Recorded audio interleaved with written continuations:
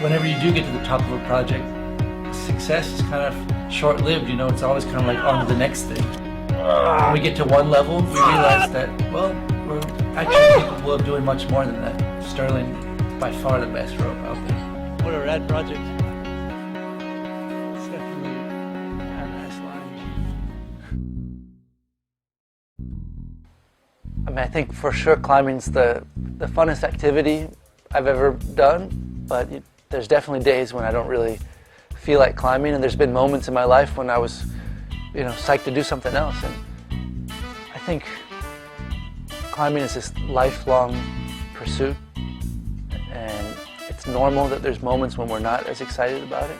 And in that way, there's time, throughout our life to experience different things, and also, continue our love for climbing. But I think it's really important to follow our motivation and not force ourselves to go climbing just because we feel like we have to.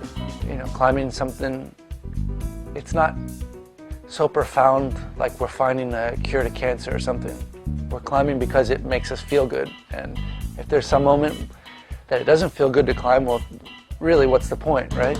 And obviously, if we're training, we have to push through certain barriers. It's kind of a different story, but I've always had this kind of long-term approach, and I just want to continue climbing for the rest of my life. And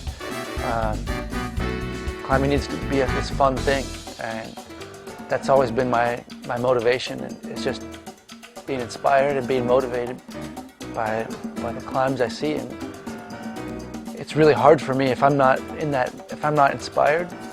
If I try like a 5'11", I might fall off because it's just kind of like, what am I doing up here? It doesn't really make sense if you're not inspired. So I try to, I climb when I feel inspired, and that happens to be a lot of the time. But I guess, yeah,